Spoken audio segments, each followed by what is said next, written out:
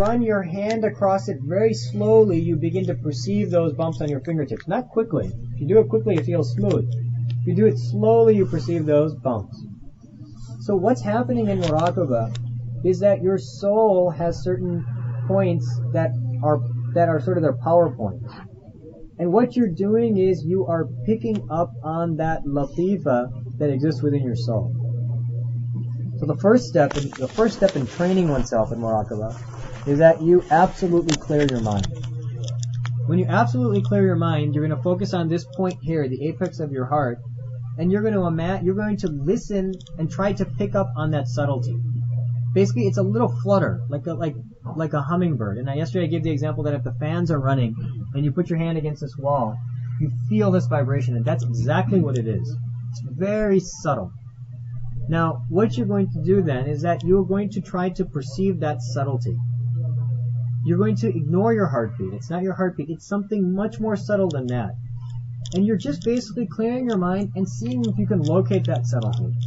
Now, once you locate that subtlety, you'll feel it, okay? It takes a little while. You'll feel it, and then with that motion, you're going to tie in that Allah subhanahu wa ta'ala's name is being called from that, with that small subtlety, that small sort of flicker of the hummingbird's wing. It's fine. We're fine. Jazakallah. So that's basically what you're focusing on. Alright, so really the goal number one, okay, when a salik begins their training, you have steps. There's stages in training. The first day, you will not sit down in Muraqabah and bam, you're experiencing it. There are stages in your training. The very first step of the salik is to establish the habit. The first step of the salik is to establish the habit. You have to establish the habit of Muraqabah. You cannot just expect it to occur. You have to do it regularly, and you have to practice it. So the first thing that I look for when I'm communicating with you, if you're sending me updates or you're contacting me, the very first thing I look for is the person regular? Do they do 15 minutes every day? Because if they don't do 15 minutes every day, I know that they're not going anywhere. I'll just tell you openly, I don't need to hide it. If they're not doing 15 minutes every day and they want to apply themselves to this path, again, the path is not limited. There are many paths to Allah. But if they choose this path, if they're not doing 10 to 15 minutes a day, it's very likely that they're not moving forward. Alright, so that's the first thing I look for. The next thing is, once you establish the habit, then the goal is to clear the mind. That's the battle. When you sit down, thoughts will come in your mind, and your goal will be to remove those thoughts. Now that's a very important battle, because what brings those thoughts into your mind is your interaction with the dunya. If you sit down and you're worried about the Bears game, right? That's because you're constantly reading about the Bears, constantly watching the Bears, constantly thinking about the Bears, constantly talking about the Bears. Whatever you do, you talk it, you eat it, you sleep it, you drink it, your heart's going to emanate it. Right? Your heart's going to emanate it such that you can go into the room and talk to another brother and excite him about it too. Because it's emanating from your heart. So, whatever you interact with, that's what the heart begins to inculcate, and that's what it begins to emanate as well. So that's the second thing. That you have the ability to clear your mind, and what that basically is a lesson in detaching yourself from dunya. When you begin to think about your job, and you're thinking about, your friends, and you're thinking about your car, and you're thinking about how much you make, and where you're going to spend your next paycheck, then you know that these are the distractions. When an individual sits down, if an individual writes me a letter, they say, when I sit in Muraqabah, I'm thinking about where I'm going to spend my next paycheck, then I know that person is way caught up too much in their paycheck.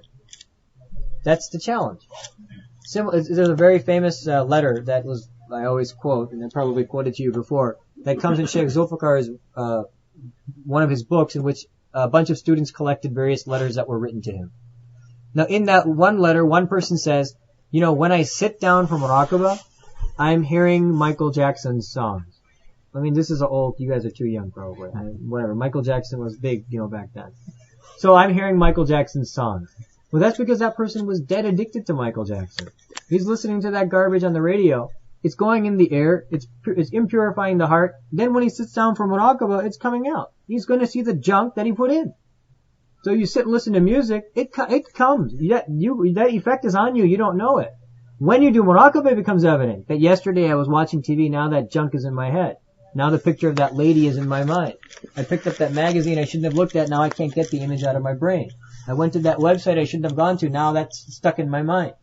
Then when you sit down in muraqabah, and when that's emanating, you see that the heart has the ability to reflect on something, but it's dunya, it's haram, it's garbage, it's filth, right? And it got stuck in the heart.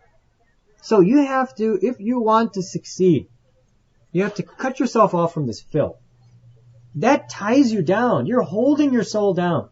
I don't care how much muraqabah you do, if that filth is coming in, it will hold you down. So if you're serious about progressing, that filth has to be cut out. The filth of the eyes, the filth of the tongue, the filth of the ears, the filth of the mind, it has to all be removed. You will never elevate your soul connected when you're weighed down by that kind of garbage. That's just the haram. Then we talk about dunya, which is basically halal, but still can weigh you down. So that's the second step. One, that the habit arise. Two, that when an individual sits down, they begin to detect what they're thinking of. So your battle becomes much more than, am I hearing my heart call the name of Allah? That's not going to happen the day you sit down. Alright, let me just be honest with you. You're not going to sit down and Allah, Allah, Allah, and you're just gone in heaven 9. That doesn't happen. You have to first learn to clear your mind. These are stages. These are stages on the first lesson. So you're going to learn to clear your mind. And what's going to show you what the competitors are is every time you sit down and you think of all this other junk, these are your competitors. So you write them down. Whether it be the Cubs, whether it be your job, whether it be that internet site that you shouldn't have visited and you keep going back to. That's going to reveal itself to you. Now once that's revealed to you, then you have to make a decision as a salik. Am I going to eliminate that stuff from my life? Or am I going to let that continue to weigh me down? So then you make a sincere niyyah at that point. And I get this communication from you people, right? When you write back and say, I can't think of anything, I'm just thinking of all garbage. Okay, so that's your second state. Your third state, which is actually progress. Now people are coming to me complaining. The whole day people have been complaining to me, we sat in Muraqabah yesterday, I couldn't think of anything. That's positive. I look at that as very positive. Because it means you're at stage 3, in my mind, right? Which is basically that you can sit down and there is no filth coming out. You have at least got rid of that part. You got the habit.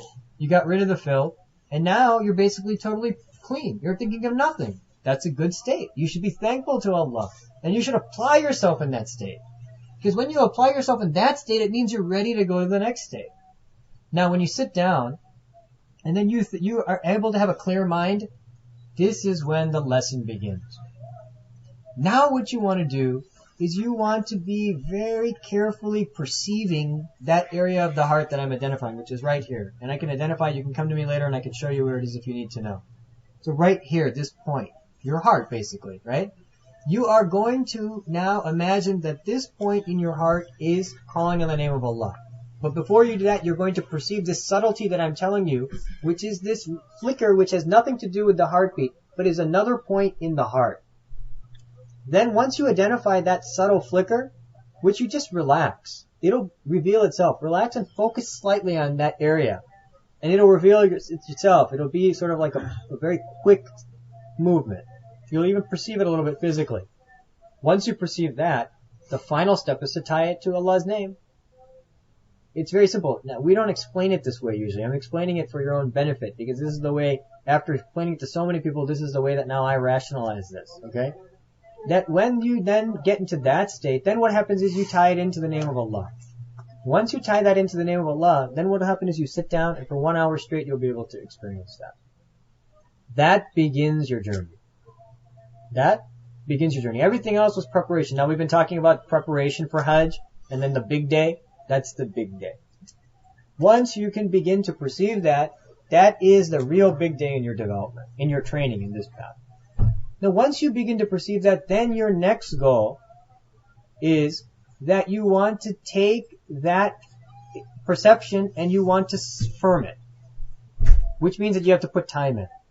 When you put time in, then what will happen is that each time you sit, you'll be able to focus on that point. You'll be able to imagine that your heart is calling on the name of Allah and that you're simply relaxing and reflecting on His name. We don't reflect on Allah. We can never conceive, you can never fully grasp Allah in our minds. Our minds are limited. Allah is infinite. It's the name of Allah that you're grasping. Now when you get to that point where where you're able to do that, then you're going to plant a marker. That's basically what it is. You know, like X marks the spot so you can find it again? You're going to now burn a mark over it. So that every time you sit down in Muraqabah, you can come to the point where you can quickly rejuvenate that feeling. And then that is the beginning of your progress. Now, as you move through the training of that lesson, what will happen is you will be able to get to the state where anytime you put your spiritual eye back on your heart, you'll be thinking Allah's name. Whether you're just laying back and you're just sitting and then all of a sudden you just think for a second, you'll be able to perceive it. Or you'll be driving, all of a sudden you just remember, you see the trees and you think about Allah and then you go back and focus on your heart, you'll perceive it. And you'll get to the point where you will be able to perceive it constantly because your heart will be always in the remembrance of Allah. It comes and goes, okay? Nobody can be perfect. The Prophet ﷺ was the only one whose heart was always connected to Allah, right? In fact, one time the angels came to the Prophet ﷺ, you know that famous story, and they said, look, he's sleeping, and they said that his eyes are asleep, but his heart is awake, right? So what does that mean? It means that his heart was jari. His heart was running with the remembrance of Allah constantly, despite the fact that he was asleep. That's a very special state. It's a state of a prophet. You know, we inherit certain states, but we obviously do not inherit prophethood. That's not possible. So you can perhaps experience a portion of something like that, but you may never experience that to that degree, which was reserved for the Prophet ﷺ. But the point is that you can tie your heart to Allah in some degree. And that's the beginning of progress. Now what happens, the benefit of that state, is that when you get to that state, that perception and that attachment becomes more valuable than anything to you in the world. Alright? And when you do something that derails you from that, and you lose that, it will be so disgusting to you. So if you can develop that, and then you go to the internet and look at that site you shouldn't have looked at, and then the next time you sit in Muraqabah and you see that that site is coming in your mind and you lost that contact with Allah, you will be so depressed and so saddened that you'll never go back to that site again. That's called tawbah. What does tawbah mean? Tawbah means that an individual makes up for a sin and so saddened by that sin that they promise Allah they'll never do it again. And they don't do it again. Because they're in this state, that they were connected with Allah. So for them, that's when tawbah takes on value. This is the concept of tawbah that you want to conceptualize. This is what we mean by tawbah when we say an individual makes tawbah. It means that they are a mu'min, but they slipped. And so when they slipped, they had the tawfiq to ask for forgiveness and they don't go back there because what they lost was so dear to them, that connection with Allah, that they would never ever go back to that thing again. Okay? So that connection is essential because when you get that connection, then it really creates an environment that protects you from sin by its nature. It no longer becomes an academic thing. I shouldn't go to that site. I shouldn't look at that thing. I shouldn't have eaten that food. Then it becomes a whole different ballgame. It becomes a ballgame of love. It becomes a ballgame of ecstasy. You lost your ecstasy, so of course you're going to leave that sin. You're going to make tawbah and you'll never do it again. Now what will happen is that as you begin to deepen your connection with that dhikr, with the dhikr of Allah in your heart, you will progress until you get to a state called fana. Now what happens in fana is that when the latifa goes through fana, you finish yourself in Allah. Everything is Allah. You start looking at trees and you say, Allah. You look at the sky and you say, Allah covered me with the sky. You walk on the ground and you say, Allah laid this ground for me. Everything becomes the reminder of Allah. You cannot but think of Allah. You're trying to study and you're thinking about Allah and you're looking at the trees and you're looking at the ground and you're hitting yourself. Wake up, you gotta study, there's a test tomorrow, and you're just drowned out in Allah's remembrance. That's called fana. Now then what happens is as soon as you get to fana, and all of this you're communicating with the shaykh, right? Then the shaykh knows that this person is in fana, so they quickly grab the person and start working them to another state, because fana is not the goal. They work them to something called baqa. Baqiya means to remain. So what happens is they bring them down to baqa, so that baqa is a state where you interact with the world. You do your job, you greet your friends, you spend time with your family, but the whole time you're connected in the back of your brain to Allah.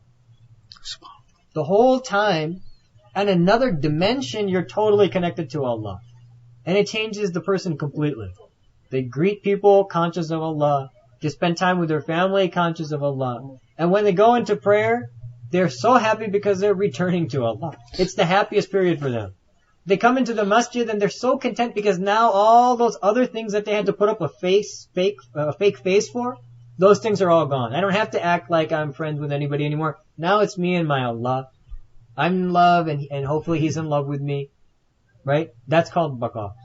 Now, Ajib, every latifa goes through baqa. So actually the salik goes through baqa several times. Fana baqa, fana baqa, fana baqa. But again, it's for the salik. You have to make the journey, you have to pack your bags, you have to buy your ticket, you have to get the passport, and you gotta go on the journey. So this is what we're missing. Right? We're just talking about baby steps right now. I'm still talking about clearing your mind and perceiving the point after 2 years and 3 years and 4 years of training for some people. Right? We're talking about baby steps. This is a much more serious thing. Our generations and predecessors, what they experienced on this path was real. And what they transmitted on this path was the essence of the deen. That's what we're talking about. This is what drove the Sahaba. When they spend all day working in their hand in the desert heat of Medina, and then they stand all night in prayer, and at the end of the day, they complain that, at the end of the night, after praying all night, they complain, Ya Allah, you made the night so short. If you would have made it longer, I would have been able to spend more time worshiping you. You have to imagine what state they were in, what kind of baqa were they in. There's realities to this. This is not just a bunch of talk. This is not some conceptual thing that you read books about. This is sitting down and practicing. There's essence to this. There's gist to this. When an individual does this, then they begin to inculcate all the sunnahs of the Prophet ﷺ because that's what attracts Allah's further attention towards them. They could never leave a sunnah because people want you to leave sunnah, but Allah falls in love with the sunnah. So how would you ever want to worry about what people think when you're worried about Allah and you're having a relationship with Allah, you're connected with Allah, you recognize His reality and His permanence? It's impossible. That's why we say it's impossible that the true salik would leave sunnah. Yeah, somebody playing games and reading books about the tasawwuf and not applying themselves, they'll leave the sunnah. But the salik, the sunnah becomes embedded in them. It becomes their essence. Why? Because that is them. That is their lifeline with Allah subhanahu wa ta'ala. So then you begin to see that as the salik progresses, the sunnah becomes dear to them. The sharia becomes dear to them. Their connection with Allah deepens. Their connection to the masjid deepens. Their character begins to change. They go from being a jahil to an alim. Alim in the sense that become arif, let's say. Jahil to an arif, right? From ignorant to somebody who knows Allah, who's discovered Allah, who's interacting with Allah subhanahu wa ta'ala in whatever way He deemed appropriate between him and human beings. So this is what we're talking about. This is the golden apple. This is the secret of the deen. This is the essence of the deen. And this is what drives the salik along the path. So now the ball's in your court. That's not my habit. That I come to each person and hit them over the head and say, do this, do this, do this. I don't do that with anyone. If you want to do it, it's open for you. And if you don't want to do it, you're more than welcome to still join in the gatherings and do as much as you want. Each person, they have the ball in their court. It's up to you. But I will tell you that there are realities in this path that will change everything about you. It changes everything about you. This path is real.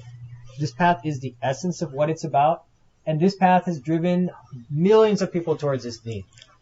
And has created people that have exemplified the Prophet ﷺ in ways that only history can tell.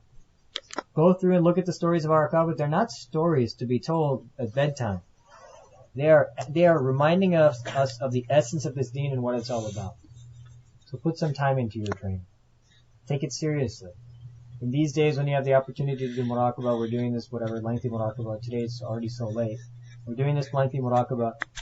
I'm doing this because what I've perceived is that, okay, we spent the last 3 or 4 years convincing everybody, right? Because the first thing in America is you have to convince everybody because everybody is an alim, right? So everybody has to be convinced that the tasawwuf is important and necessary. Then once you convince them that the tasawwuf is important and necessary, you have to convince them that this tasawwuf is not like that tasawwuf. So there's so many stages, okay, we're all beyond that now, right? Now we're at the application step.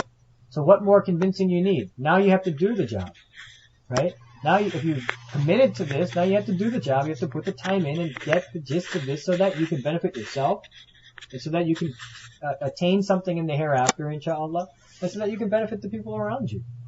A very simple principle. Okay, so what the goal in these muraqabat are? These muraqabat that we're doing after Asr, and these muraqabat that we're doing, these midnight muraqabas, basically your goal is one thing. Everybody work on lesson 1. Even if you're on lesson 5, 7, 10, whatever your lesson is, you focus on lesson 1. And your first goal is to just be able to sit. And I know that's hard because everybody's knees hurt. So that's your first goal. To not go into some other room, to not run away. To say, okay, I'm going to put my effort in, I'm going to sit. I'm going to basically suck it up and sit. That's the first goal. Once you get beyond that goal, then your second goal is going to be to clear your mind.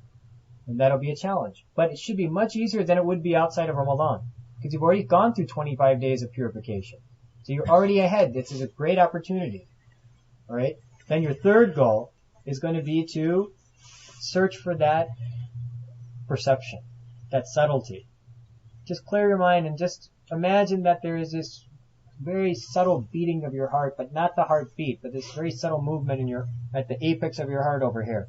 And if you find it, tie it in with the name of Allah. Okay? So those are the steps that we're going through. Okay, Muraqabah.